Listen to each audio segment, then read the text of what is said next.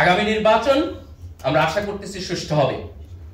তরুণ প্রজন্মের দায়িত্ব হলো সৎ, দেশপ্রেমিক এবং যোগ্য ব্যক্তিকে ভোট দেয়া। মার্কা দেখে ভোট দেওয়ার দিন বাংলাদেশে শেষ হওয়া উচিত।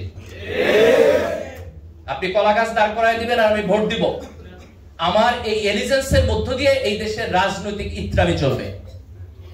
আমি যদি সত্যিকার অর্থে চাই যে রাজনীতি পরিশুদ্ধ হোক, তাহলে আমার দায়িত্ব হচ্ছে ভালো লোককে, সৎ লোককে, যোগ্য লোককে দেখে ভোট দেওয়া, সে যেই দলের হোক। সে যদি বাংলাদেশপন্থী হয়, সে যদি ভারতপন্থী হয়, তাহলে হাসনাদের ভাষায় হলো মাইনরিটি। কিন্তু সে যদি বাংলাদেশপন্থী হয়, তাহলে আমার দায়িত্ব হচ্ছে সৎ এবং যোগ্য ব্যক্তিকে ভোট দেওয়া। বাঙালি মুসলমানের এখানে যে ইতিহাস, সেই ইতিহাসে হিন্দুদের সাথে আমাদের কনফ্লিক্টের ইতিহাস আছে। ব্রিটিশদের সময়ে এখানে আমরা হিন্দু জমিদারদের হাতে এই দেশের সংখ্যাগরিষ্ঠ মুসলমান নির্যাতিত হয়েছে। কিন্তু তার মানে এই না যে 1971 সালে যখন আমাদের রাষ্ট্র হইল, এই রাষ্ট্রের মধ্যে যারা বসবাস করে আজকের সেই হিন্দুরা সেই 1757-1857 সালের হিন্দুদের রিপ্রেজেন্টেটিভ না। আজকে যখন এই বাংলাদেশ স্বাধীন হয়েছে, আজকে বাংলাদেশের যে কোনো নাগরিক সে যদি বাংলাদেশ রাষ্ট্রের স্বার্থের পক্ষে থাকে, তাহলে সে আমার ভাই, সে আমার বন্ধু, সে আমার ফেলো সিটিজেন। আমি তার অধিকারের পক্ষে দাঁড়াবো, সে আমার অধিকারের পক্ষে দাঁড়াবে। ধর্মের ভিত্তিতে, জাতীয়তার ভিত্তিতে, এথনিসিটির ভিত্তিতে আমরা এইখানে কোনো মেজরিটি মাইনরিটি ভাগাভাগি করতে চাই না। আমরা খুব স্পষ্টভাবে এটা বলতে চাই যে আমাদের ইসলামী মূল্যবোধের প্রতি গভীর শ্রদ্ধা আছে, কিন্তু আমরা সাম্প্রদায়িক না। আমাদের ইসলামিক মূল্যবোধের প্রতি গভীর শ্রদ্ধা আছে। আমরা এই দেশকে এমন ভাবে তৈরি করতে চাই যেখানে মানুষের ধর্মীয় মূল্যবোধ থাকবে, মানুষের মোরালিটি তার ধর্মের আন্ডারস্ট্যান্ডিং থেকে আসবে, কিন্তু ধর্মীয় হানাহানি থাকবে না। এখানে সাম্প্রদায়িক সম্প্রীতি থাকবে। আমাদের সেকুলারিজমের প্রয়োজন নাই। যেই সেকুলারিজম ইসলামোফোবিয়া তৈরি করে, সেই সেকুলারিজম আমরা বাংলাদেশে চাই না। আজকে ঢাকা বিশ্ববিদ্যালয়ের ছাত্র যারা আছেন, তাদের অভিজ্ঞতা আছে। আপনি যদি মাদ্রাসার ছাত্র হন, মাদ্রাসা থেকে পড়ে আসেন, আলিম করে আসেন, তাহলে আপনি বিশ্ববিদ্যালয়ে এসে ডিসক্রিমিনেশনের শিকার হন।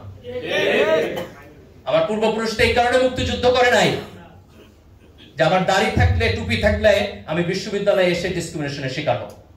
আমাদের বিশ্ববিদ্যালয়ে কিছু কুলাঙ্গার শিক্ষক আছে, মাঝে মধ্যে তাদেরকে বলতে দেখবেন, বলে ঢাকা বিশ্ববিদ্যালয় মাদ্রাসা হয়ে গেছে। তো সুবহানাল্লাহ, আলহামদুলিল্লাহ, হলে তো ভালো হচ্ছে। তারা বিশ্ববিদ্যালয়ের ভর্তি পরীক্ষায় মাদ্রাসা থেকে আসলে তারা বলে যে ছাত্রকে নেওয়া হবে না। কি হয়েছে? সে মাদ্রাসায় পড়ে আসে নাই, হয় ইংরেজি ভালো পড়ে না, ইত্যাদি। আরে ভাই, তুমি তো ভর্তি পরীক্ষা নিতেছো। সে যদি ইনকম্পিটেন্ট হয়, তাহলে তোমার ভর্তি পরীক্ষাই ফেল করবে। সে যদি ভর্তি পরীক্ষায় পাশ করেই আসে, তাহলে তার যোগ্যতা নিয়ে তো তোমার প্রশ্ন করার কোনো প্রয়োজন নেই। আমরা এমন একটা বিশ্ববিদ্যালয় চাই যেখানে বাঙালি মুসলমান কৃষকের সন্তানরা ডিসক্রিমিনেশনের শিকার হবে না। আমরা মনে করি ঢাকা বিশ্ববিদ্যালয়ের যে সমস্ত সাবজেক্ট ইভেন কওমি মাদ্রাসার সিলেবাসের সাথে মিলে, তাদেরকে বিশ্ববিদ্যালয়ে ভর্তির সুযোগ দেওয়া উচিত। আপনি তার সিলেবাস দেখেন,